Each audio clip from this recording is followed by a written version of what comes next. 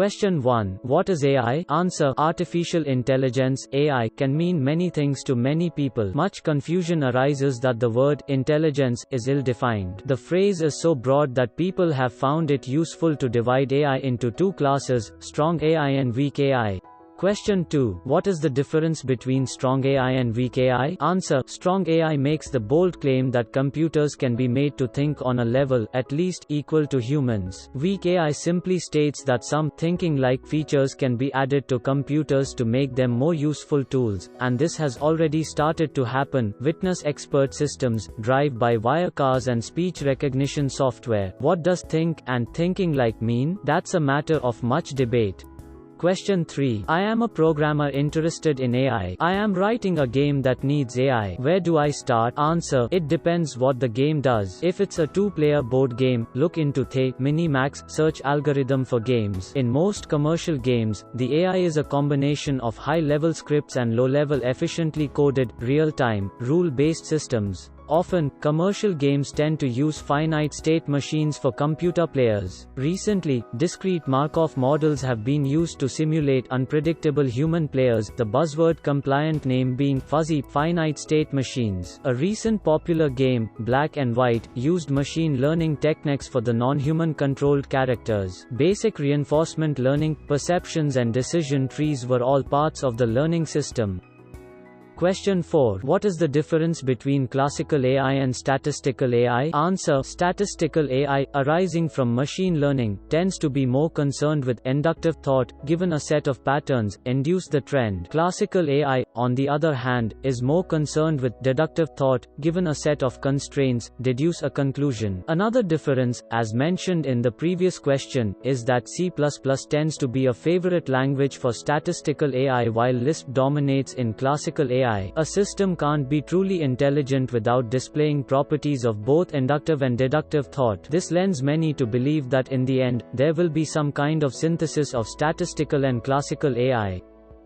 Question 5. What are best graduate schools for AI? Answer. The short answer is, MIT, CMU, and Stanford are historically the powerhouses of AI and still are the top 3 today. There are however, hundreds of schools all over the world with at least 1 or 2 active researchers doing interesting work in AI. What is most important in graduate school is finding an advisor who is doing something you are interested in. Read about what's going on in the field and then identify the people in the field that are doing that research you find most interesting. If a professor and his students are publishing frequently, then that should be a place to consider. Question 6. Where can I find conference information? Answer. Georgthim maintains a web page that lets you search for upcoming or past conferences in a variety of AI disciplines. Question 7. Where to find specific information on search bots? Answer. Check out Alice and Eliza bots are very good. And we can get more info on how to build in respective websites.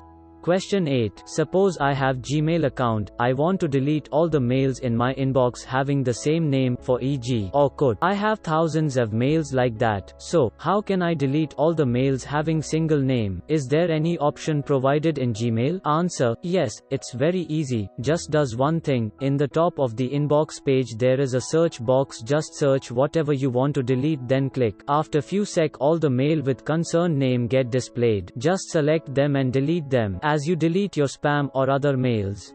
Question 9. Do bots and intelligent agents have personalities and emotions? Answer. IA is used to develop bots, and moreover how you program it is very important. It uses NL and milliliter also. If a person uses proper ontology then it can answer out. Question 10. 2 batsmen are on 94 not out, need to win 7 runs off 2 balls, both hit a century. How it is possible? Answer. First batsman hit 4 on no ball and then took a single on next ball, thus completed his century. Second batsman hit 6 on last ball and completed his century too. Question 11. Suppose 2 batsmen each on 94, 7 runs to win in 3 balls. Both make unbeaten 100. How? Answer. Case 1. A batsman can be given out. First batsman hits a 6, gets caught on D next ball, crease is changed, next batsman hits a 6 again. Case 2. No batsman is out. First batsman hits D, ball N hits D, keeper's helmet kept behind, he also takes a single, 0.6 runs are added to his total making it 100, on D next first ball, second batsman hits a 6, making his score 100, as simple as data.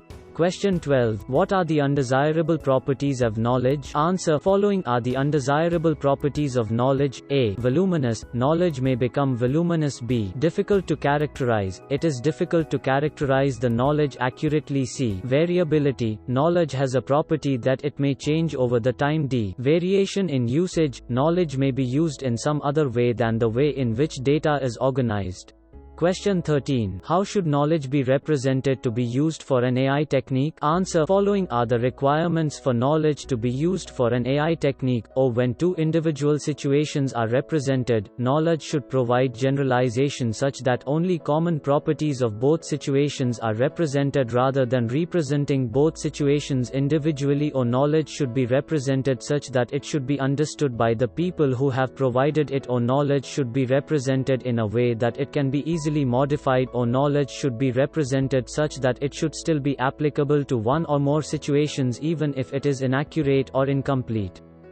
Question 14. How many types of entities are there in knowledge representation? Answer. There are two types of entities in knowledge representation, or facts. These are truths that need to be represented, or symbols. It is a form of representation of facts and it is manipulated by the programs to derive new facts. Question 15. What is relational knowledge? Answer. It is a knowledge representation scheme in which facts are represented as a set of relations. For example, knowledge about players can be represented using a relation called player, having three fields: player name, height and weight. This form of knowledge representation provides weak inferential capabilities when used as standalone but are useful as an input for sophisticated inferential procedures.